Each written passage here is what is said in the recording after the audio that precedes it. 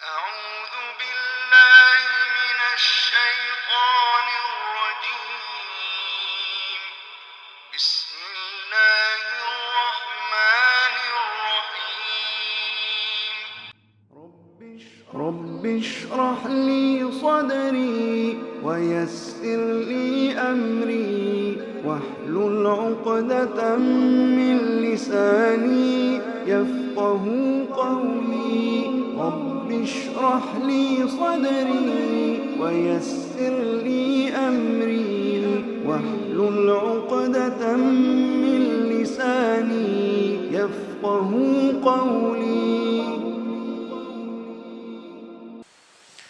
ایک مسلمان ہونے کی حیثیت سے ہمارا اور آپ کا یہ عقیدہ ہے کہ جس طرح انسان کے لیے شرک و بدعت سے پاک ہونا ضروری ہے، جب تک شرک و بدعت سے پاک نہیں ہوگا اس کی عبادت قبول نہیں ہوگی۔ اسی طرح تمام انبیاء اور رسولوں کا متفقہ اصول رہا ہے اور اسلامی دعوت کی بنیاد ہے کہ ہر عمل سے پہلے اللہ نے حلال کھانے کا حکم دیا ہے۔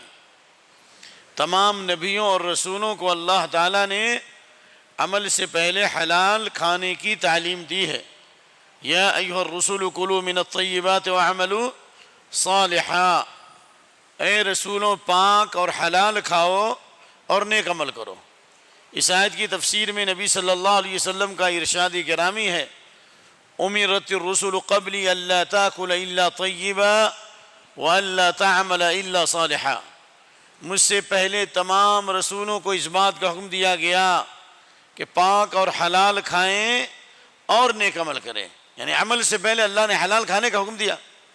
اور سورہ بقرہ کی آیت نمبر 172 میں بھی اللہ نے فرمایا، یا ایھا الذین آمنوا کلوا من طیبات ما رزقناکم واشکروا للہ، اے ایمان والو جو ہم نے تمہیں دیا ہے اس میں سے پاک اور حلال روزی کھاؤ، یعنی جو پاک اور حلال روزی ہم نے دی ہے اسے کھاؤ، اور اس کے بعد کیا کرو؟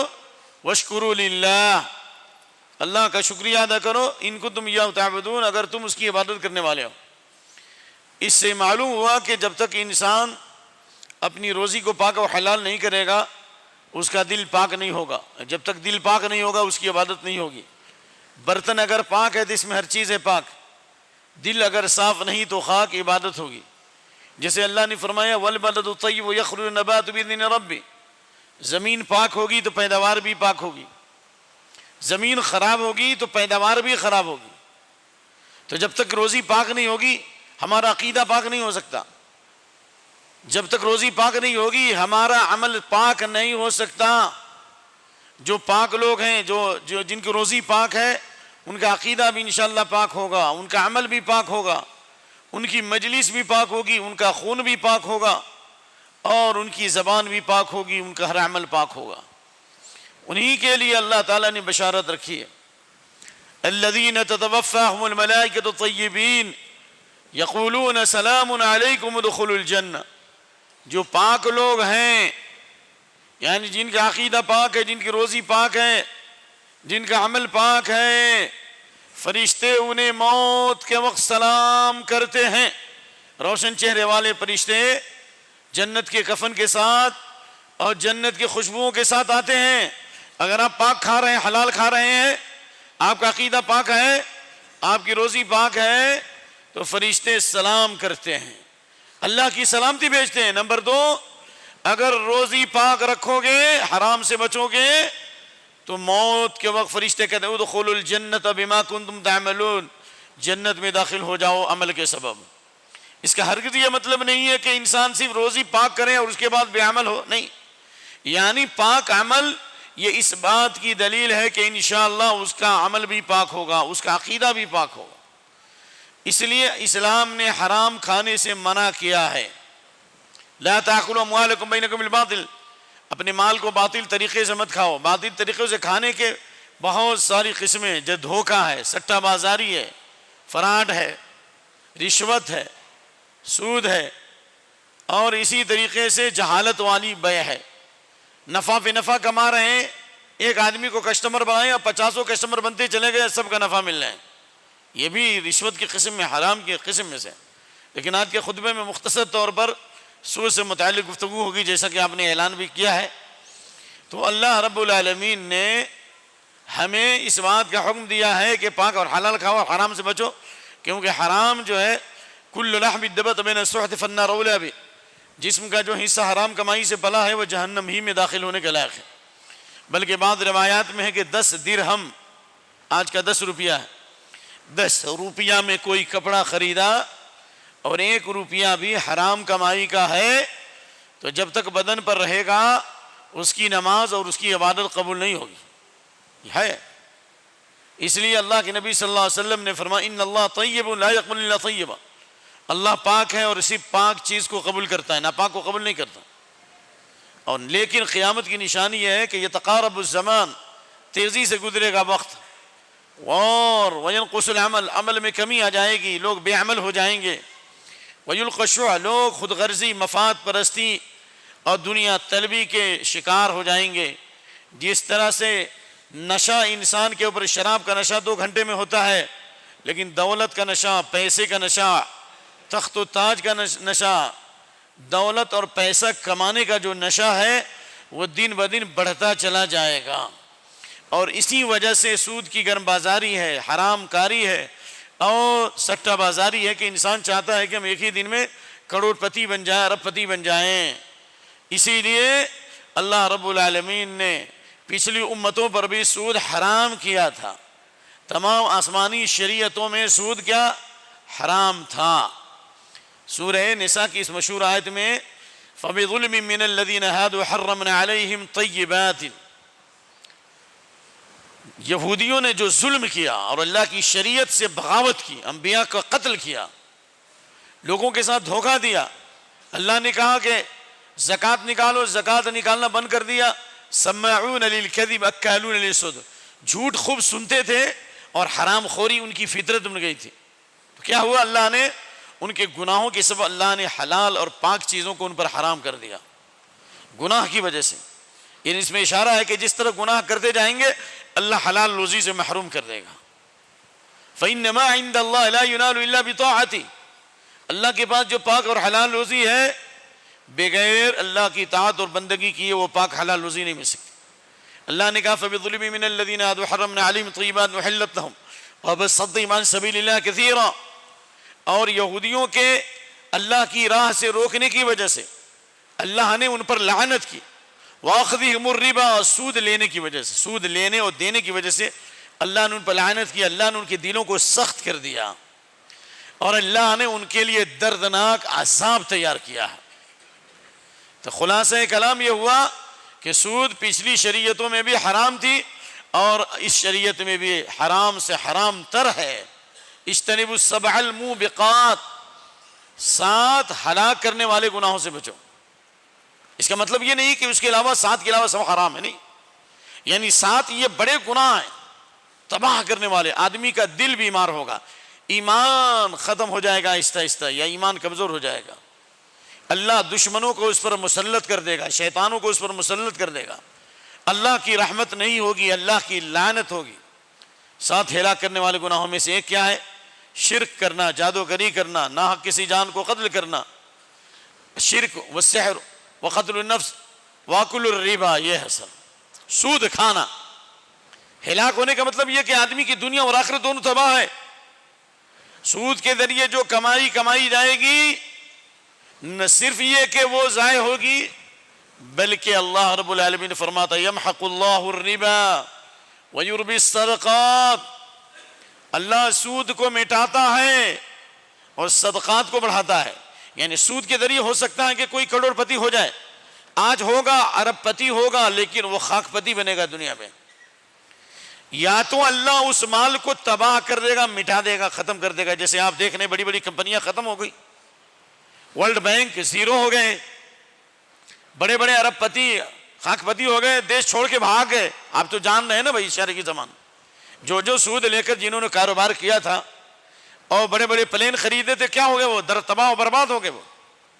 تو اس لیے اللہ فرماتا ہے یمحق اللہ الربا، اللہ سود کو مٹاتا ہے اور صدقات کو بڑھاتا ہے۔ امام ابن کثیر فرماتے ہیں سود کے ذریعے جو دولت ہے یا تو اللہ اس کو مٹا دے گا یا اگر وہ کچھ باقی بھی رہا تو برکت ختم ہو جائے گی، برکت ختم ہو جائے گی۔ ما من قوم يظهر فيهم الربا الا اخذوا بالسنين، طبرانی کی حدیث ہے۔ جس قوم میں سود کی بیماری عام ہوگی اللہ قحط سالی کا عذاب نازل کرے گا، خشک سالی کا عذاب نازل کرے گا، بارش کو روک لے گا۔ وما من قوم يظهر فيهم الرشا الا اخذوا بالرعب، امام حاکم نے اسے روایت کیا اور امام ذہبی نے اسے صحیح کہا۔ اور جس قوم میں رشوت کی گرم بازاری ہوگی اللہ دشمنوں کا خوف اور رعب طاری کر دے گا۔ تو اللہ کا یہ فرمان کہ اللہ سود کو مٹاتا ہے اور صدقات کو بڑھاتا ہے۔ ما من احد اکثر من الربا الا كان عاقبۃ امره الى قلہ، جی صحیح ترغیب کی حدیث عبداللہ بن مسعود سے، جو جس قدر سود لے گا اسی قدر اللہ انجام کار افلاس، غربت اور محتاجی کا شکار کر دے گا۔ برطانیہ نے کسی زمانے میں امریکہ سے لیا تھا قرضہ، میں سمجھتا ہوں کہ 50 سال سے تو زیادہ ہو گئے، لیکن ابھی تک ان بیٹے پوتے پر پوتے جو بھی پیدا ہو رہے ہیں سب مقروضی پیدا ہو رہے ہیں، سب مقروضی پیدا ہو رہے ہیں۔ خلافت عثمانیہ کا جو زوال ہوا، جو اسلامی سلطنت تھی، اسلام کا ڈنکا بجتا تھا، یعنی ترکی سے لے کر سعودیہ تک اور بہت سارے خطے تک اسلامی خلافت بہت حد تک صحیح بھی تھی، اور گرچہ اس میں بدعات اور خرافات شرکیاں چیزیں ملی تھی، لیکن خلافت عثمانیہ کا زوال ہوا ہی اس لیے کہ انہوں نے سودی قرضوں پر جو پیسے لیے تھے برطانیہ نے، اور یہودیوں نے کہا تھا کہ اگر فلسطین کے اندر یہودیوں کو داخلے کی اجازت دے دو تو ہم سارے قرضے معاف کرا دیں گے۔ سلطان عبد الحمید نے کہا تھا رحمہ اللہ کہ ہم کبھی اس کو تسلیم نہیں کر سکتے۔ آخر کیا ہوا؟ سبب یہی سود بنانا، خلافت عثمانیہ کے زوال کا سبب یہی سود بنانا۔ ما من احد اکثر، پھر اس پر چڑھائی کر دیا امریکہ نے اور پھر برطانیہ وغیرہ نے، حکومت ختم ہو گئی۔ تو خلاصہ یہ ہوا کہ سود کے ذریعے سے کوئی بھی کمائی باقی رہنے والی نہیں ہے، تباہی اور بربادی ہے، ہلاکت ہے، دنیا کے اندر بھی اور آخرت میں بھی۔ قبر کا لگاتار مسلسل عذاب ہے۔ حضرت سمرہ بن جندب والی حدیث تو معلوم ہوگی آپ لوگوں کو کہ اللہ کے نبی صلی اللہ علیہ وسلم نے قبر کے عذاب کی ہولناکی کا تذکرہ فرمایا۔ چند لوگوں کو قبر میں عذاب ہو رہا ہے، جس میں سے کہا کہ میرا گزر ہوا اس آدمی کے پاس سے جو خون کی یسبح فی نہر الدم، یسبح ہے خون کی دریا میں، خون کے دریا میں نہا رہا ہے، اور جب وہ آتا ہے قریب قریب تو فرشتے اسے پتھر سے مار کر دور بھگاتے ہیں۔ یہ لگاتار یہ عذاب ہو رہا ہے۔ پوچھا گیا کون ہے؟ کہا آپ کی امت کے سودخور لوگ ہیں۔ اور نبی صلی اللہ علیہ وسلم معراج میں گئے تو وہاں بھی سودخوروں کو عذاب دکھلایا گیا، سودخوروں کا عذاب دکھلایا گیا کہ ان کے منہ کے اندر آگ کے انگارے ڈالے جا رہے ہیں۔ تو معلوم یہ ہوا کہ یہ قبر کا عذاب بھی ہے، جہنم کا عذاب بھی ہے، اور دنیا میں غربت و افلاس بھی ہے۔ اسی لیے اللہ کے نبی صلی اللہ علیہ وسلم نے ڈرایا ہے کہ تمام گناہوں سے بچو، بالخصوص سود سے بچو۔ سود سے نہ بچنے کی وجہ سے یا سود کھانے کی وجہ سے انسان میں بے حیائی آتی ہے، بے غیرتی آتی ہے، مطلب پرستی آتی ہے، اور اس کی وجہ سے اللہ بندروں اور سوروں سے اللہ تعالیٰ انہیں بدل لے گا۔ ایسے بھی عذاب آنے والے ہیں۔ دلیل ہے مسلم احمد کی والذی نفسی بیدی لیبیتن ناس من امتی وعلی اشر وبطر ولہو ولعب فیصبح قردۃ والخنازیر۔ میری امت میں کچھ لوگ کیا کریں گے؟ لہو العب کے ساتھ رات گزاریں گے، لہو العب کے ساتھ، گاجے اور باجے کے ساتھ۔ جب صبح ہوگی قردۃ والخنازیر، بندروں اور سوروں سے بدل دیے جائیں گے۔ یا تو بندر اور سور کی شکل ہو جائے گی جیسا کہ اللہ کے نبی کی حدیث، ہم اس پہ ایمان لاتے ہیں۔ بھائی آج یہود کن کی اولاد ہیں؟ آج یہود یہ ابناء القردۃ والخنازیر، بندر اور سوروں کی اولاد ہے نا، ان کے باپ دادا بندر سور بنا دیے گئے نا۔ تو یہ عذاب اس امت میں بھی آنے والا ہے۔ کیوں آئے گا؟ باستحلالہم المحارم، حرام چیزوں کو حلال سمجھنے کی وجہ سے، حلال چیزوں کو حرام چیزوں کو حلال سمجھنے کی وجہ سے۔ جو چیزیں حرام ہیں، زنا حرام ہے، گانا حرام ہے، لوگ اس کو حلال سمجھ لیں گے۔ جو حدیث ہے اللہ کے نبی صلی اللہ علیہ وسلم کی حدیث ہے کہ آپ نے فرمایا میری امت میں کچھ لوگ ہوں گے لَيَسْتَحِلُّونَ الْحِرَّ وَالْحَرِيرَ وَالْخَمْرَ وَالْمَعَازِفَ، زنا کو حلال سمجھ لیں گے، نعوذ باللہ دوستی کا نام دیں گے، شراب کو حلال سمجھ لیں گے، شربت نام رکھیں گے، شربت سمجھ کر پی لیا بوتل شراب کی، ریشم کو حلال سمجھ لیں گے جبکہ مردوں کے لیے حرام ہے، عورتوں کے لیے جائز ہے۔ تو یہاں بھی یہی ہے کہ بندر اور سور کیوں بنائیں گے؟ باستحلال من المحارم، حرام چیزوں کو حلال سمجھنے کی وجہ سے سود کو حلال سمجھ لیں گے، کیونکہ مشرکین اور کفار کہا کرتے تھے کہ تم سود سے منع کرتے ہو، انما البیع مثل الربا، یہ خرید و فروخت بھی تو سودی کی طرح، یہاں بھی پیسہ یہاں بھی پیسہ، یہاں بھی فائدہ یہاں بھی فائدہ، یعنی جس طرح آپ کاروبار کرتے ہو اس میں بھی فائدہ کماتے ہو تو ہم سود سے بھی فائدہ کماتے ہیں، یہ بھی خرید و فروخت ہے یہ بھی خرید و فروخت ہے، تو حرام کیوں ہے؟ تو اللہ نے کیا جواب دیا؟ احل اللہ البیع وحرم الربا، اللہ نے خرید و فروخت کو حلال کیا ہے، اس کا قانون ہے، وہ شریعت ساز ہے، وہ رب العالمین ہے، وہ ارحم الراحمین ہے، وہ الا له الخلق والامر، خالق وہ ہے تو حکم تمہارا چلے گا، پیدا کرنے والا وہ ہے تو قانون کس کا چلے گا؟ کہا کہ حل اللہ البیع، اللہ نے خرید و فروخت کو حلال کیا اور سود کو حرام کیا ہے، نمبر ایک۔ نمبر دو، خرید و فروخت میں ایک آدمی ایک ہاتھ سے پیسہ دیتا ہے دوسرے ہاتھ سے سامان لیتا ہے، لیکن سود میں آج آپ نے پیسہ دیا، اس پیسے کے ذریعے پیسہ، کل قرض جر منفعة فهو ربا كما قال علی بن ابی طالب، پیسے سے پیسہ کماتے ہیں، قرضہ دیا اور بغیر کمائے ہوئے بغیر محنت کیے ہوئے اس پیسے سے آپ اضافی پیسہ لے رہے ہیں، والفضل ربا، یہ اضافی جو کیا ہے سود ہے، اللہ نے اسے حرام کیا ہے، اس سے خود غرضی پیدا ہوتی ہے، کنجوسی پیدا ہوتی ہے، تو اس لیے اللہ کے نبی نے فرمایا کہ حرام چیزوں کو حلال سمجھنے کی وجہ سے بندر اور سور بنائے جائیں گے۔ اچھا بندر سور کیوں کہا؟ کتا بھی تو بنا سکتے ہیں، سوچئے آپ لوگ، بھائی کتا بھی تو بنا سکتے، چھپکلی بھی تو بنا سکتے، بندر سور کیوں؟ اس لیے کہ بندر اور سور بے حیا جانور ہے، اس میں بے غیرتی سب سے زیادہ ہوتی ہے۔ امریکہ یورپ والے زیادہ سے زیادہ خنزیر کھا رہے ہیں، سور کھا رہے ہیں، بے غیرتی کی انتہا یہ ہے کہ 70% بچے جو پیدا ہو رہے ہیں، وہ بھی بہت پرانی رپورٹ ہے، آپ لوگوں کو تو ہم سے زیادہ معلومات ہوگی، 15-20 سال پرانی رپورٹ ہے کہ 70% بچے جو پیدا ہوتے ہیں وہ حرامی ہوتے ہیں، ان کو معلوم نہیں ان کے باپ کون ہے، بے غیرتی کی انتہا ہے کہ سور اور خنزیر اور بندر کھانے کی وجہ سے جو ہے نا ان کے اندر بے غیرتی آ گئی، ان کا خون ہی خراب ہو گیا۔ تو اللہ تعالیٰ بندر اور سور بنائے گا سود خوروں کو، سود کو حلال سمجھنے کی وجہ سے، استعمال کرنے کی وجہ سے۔ اس لیے اکثر احادیث میں سود اور زنا کو ایک ساتھ ذکر کیا گیا ہے۔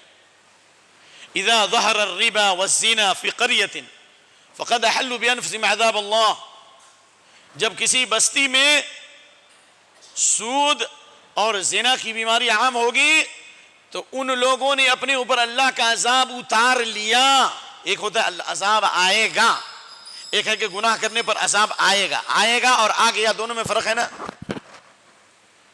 یعنی جس طرح آنے والی چیز کو کوئی ٹال نہیں سکتا۔ آج یوم الجمعہ ہے، کل یوم الخمیس تھا، جمعرات تھا، تو جمعرات کا دن جو گزر گیا اس میں کوئی شک ہے؟ تو جس طرح جمعرات کا دن گزر گیا وہ ٹل نہیں سکتا، اسی طرح جہاں پر سود کی بیماری ہوگی، جہاں پر رشوت کی بیماری ہوگی، جہاں زناکاری فحاشی ہوگی، وہاں اللہ کا عذاب آنا یقینی ہے۔ اس لیے جو حدیث ہے جہاں پر بھی سود کی بیماری ہوگی وہاں زناکاری آنا ہی ہے، کیونکہ وہاں بھی بغیرتی یہاں بھی بغیرتی۔ سود کو شرک کے برابر قرار دیا گیا ہے، جس طرح اللہ کے نبی صلی اللہ علیہ وسلم نے سود کے کھانے والے پر، کھلانے والے پر، لکھنے والے پر، گواہی دینے والے پر لعنت کی، حدیث معلوم ہے، لعن اللہ آکل الربا وموکلہ وکاتبہ وشاہدیہ، لعنت کی۔ اسی طریقے سے آپ نے فرمایا درہم ربا یاکلہ الرجل ویعلم من 36 سنیہ، ایک درہم، ایک روپیہ بھی جان بوجھ کر سود کھاتے ہو، اللہ کے نزدیک 36 زنا یعنی 36 زنا سے بڑا گناہ ہے، زنا اور سود ایک ساتھ ہے۔ تو یہ دشمنان اسلام کی جو سازشیں چل رہی ہیں، اس سود کے پردے میں زناکاری اور فحاشی کو پھیلا رہے ہیں۔ تو یہ حدیث جو آپ کے سامنے پیش کی گئی کہ حرام چیزوں کو حلال سمجھنے کے لیے بندر اور سور بنائے جائیں گے جن میں سود بھی ہے، وہاں اور الگ سے اللہ کے نبی نے ذکر کیا، واکلیم الربا، سود کھانے کی وجہ سے، اور والقینات، میوزک اور گانا بجانے کی وجہ سے، ولبسہم الحریر، اور ریشمی لباس پہننے کی وجہ سے، مردوں کے لیے ریشم حرام ہے۔ تو خلاصہ کلام یہ ہے کہ اسلام نے اتنی سخت مذمت کی ہے اور ایسی سخت وعید بیان کی ہے، اس لیے ہمیں کیا کرنا چاہیے؟ توبہ نہیں کرنا چاہیے۔ بھائی آپ کہتے ہیں کہ سب سے آخری آیت سورہ مائدہ کی آیت نمبر 100 یعنی سورہ مائدہ کی آیت نمبر 3 ہے، الیوم اکملت لکم دینکم، بالکل صحیح بات ہے، حلال حرام کے باب میں، بشارت و خوشخبری کے باب میں سب سے آخری آیت ہے، لیکن نزول کے اعتبار سے، نزول سمجھتے بھی ہے کہ اس کو بھی بتانا پڑے گا، قرآنی آیتیں جو اتری نزول کے اعتبار سے، اترنے کے اعتبار سب سے آخری آیت سود کی آیت ہے، بخاری کی حدیث ہے۔ قال ابن عباس آخر آیت نزلت علی النبی صلی اللہ علیہ وسلم آیت الربا، سب سے آخری آیت جو نبی پہ نازل ہوئی یہ سود کی آیت ہے، اور اللہ نے اس میں فرمایا الذین یاکلون الربا لا یقومون الا کما یقوم الذی یتخبطہ الشیطان من المس، جو لوگ سود کھاتے ہیں وہ قبروں سے اس طرح اٹھیں گے جس طرح شیطان چھونے کی وجہ سے اور شیطان کے جسم میں داخل ہونے کی وجہ سے، یا شیطان جب انسان پر حملہ کرتا ہے اس کی وجہ سے آدمی مجنون اور دیوانہ ہو جاتا ہے نا، اسی طرح سے لوگ قبروں سے اٹھیں گے۔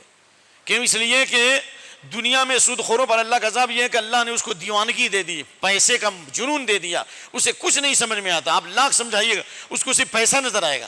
اور جتنے سود خور لوگ ہیں نا، مرتے ہیں تو مرتے وقت وہ پیسہ ہی گنتے رہتے ہیں، ان کو پیسہ ہی نظر آتا ہے، وہی چیز ان کے سامنے آتی ہے۔ اللہ تعالیٰ نے آگے فرمایا فمن جاء موعظۃ من ربی فمن انتہى فلہ ما سلف، جب تک کھا رہے تھے علم نہیں تھا، اگر اللہ کا حکم آ گیا اور تم توبہ کر لیے تو معاف ہے، پچھلا گناہ کیا ہو گیا؟ معاف ہو گیا۔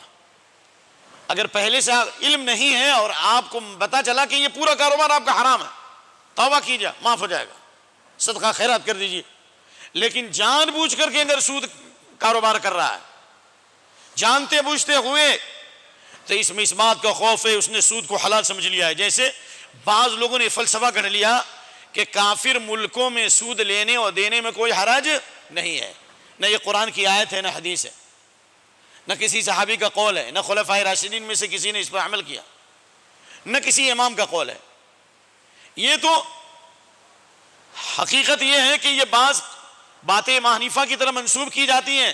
میں نے آج مطالعہ کر کے آپ کو درس دے رہا ہوں کہ یہ کتاب نصب الرایہ فی تخریج حدیث الہدایہ، یہ بہت اہم کتاب ہے احناف کی حدیث کی، اس میں آج میں نے دیکھا کہ یہ لوگ فتویٰ نقل کرتے ہیں کہ لا ربا بین المسلم الحربی، مسلمان کے درمیان اور حربی یعنی دار الحرب جہاں کافروں کا ملک ہے وہاں سود لینے میں کوئی حرج نہیں۔ ارے ظالموں، یہ دیکھو کہ وہ صاحب کتاب نے یہ جو فتویٰ نقل کیا ہے، آگے قول نقل کیا، امام شافعی کا قول نقل کیا، ھذا لیس بثابت ھذا لیس له حجہ، یہ چیز ثابت نہیں ہے، یہ باطل ہے۔ ظالموں، نقل کرتے ہو، تجھے معلوم ہے علامہ ذیلی حنفی کہتے ہیں کہ 3 حدیثوں کی وجہ سے ہم فقہ علماء یعنی مسلک حنفی کے اوپر 3 بڑے داغ ہیں، 3 مسائل کی وجہ سے ہم دنیا والوں کے سامنے ہم شرمندہ ہیں، ان میں سے یہ مسئلہ بھی۔ صاحب نصب الرایہ تخریج الحدیث الہدایہ یعنی جہاں انہوں نے نقل کیا، کہا کہ اس کا ہمارے پاس کوئی جواب نہیں ہے، یہ چیز ثابت نہیں ہے، کیسے ہو سکتا ہے کافر ملک میں سود حلال کیسے ہو سکتا ہے جی؟ تو زنا بھی حلال ہو جائے گا پھر؟ سب سے آخری آیت نبی پر سود کی آیت ہے۔ اسلام کی دعوت کے لیے صحابہ مختلف خطوں میں پھیلے کہ نہیں پھیلے؟ سلف پھیلے کہ نہیں پھیلے؟ اگر یہ سود حلال ہوتا تو ہر طرف یہ چیز عمل کے ساتھ نظر آتی اور ہر دور زمانے میں لوگ عمل کرتے رہتے۔ اس لیے اس بات کو یاد رکھیے، اللہ رب العالمین نے ڈرایا ہے وَمَنْ عَادَ فَأُولَٰئِكَ أَصْحَابُ النَّارِ هُمْ فِيهَا خَالِدُونَ، جو سود کو حلال سمجھتا ہے اور چاہے بینک قائم کرے، دنیا کا کوئی مولوی آج تک ہمت نہیں کر سکا کہ سود کو حلال کرے۔ خود تو بدلتے نہیں، قرآن کو بدل دیتے ہیں۔ بھائی قرآن کے الفاظ کو نہیں بدل سکتے، معنی کو بدلتے ہیں۔ اللہ نے کہا کہ جو جان بوجھ کر سود کھائے گا وہ جہنم میں ہمیشہ ہمیشہ رہیں گے۔ اللہ اکبر۔ اس لیے اللہ نے کہا یا ایھا الذین آمنوا اتقوا اللہ وذروا ما بقی من الربا ان کنتم مؤمنین، اے ایمان والو اللہ کا تقوی اختیار کرو اور سود چھوڑ دو، اگر تم مومن ہو توبہ کرو، نہیں تو کیا ہوگا؟ فَإِن لَمْ تَفْعَلُوا فَأْذَنُوا بِحَرْبٍ مِّنَ اللَّهِ وَرَسُولِهِ، اگر تم باز نہیں آئے تو اللہ اور اس کے رسول کے خلاف گویا تم جنگ کا اعلان کر رہے ہو. اللہ اس کے رسول کی طرف سے، آواز کو کم کیجیے تھوڑا، اللہ اور اس کے رسول کی طرف سے تمہارے خلاف ہے. سود کھانے والے گویا کہ اللہ سے لڑائی کریں گے. کیا ہے تمہارے پاس؟ بھائی ہتھیار. کون سا ہتھیار ہے؟ نعوذ باللہ اللہ سے جنگ کرے گا. تمام طاقتیں مل جائیں اللہ کی طاقت کے سامنے زیرو ہیں. ساری مخلوق مل کر ایک مکھی بھی نہیں پیدا کر سکے، نہ کر سکے، نہ کر سکتے، نہ کر سکیں گے. ایک مکھی بھی پیدا کر سکے اللہ کی طاقت کے سامنے.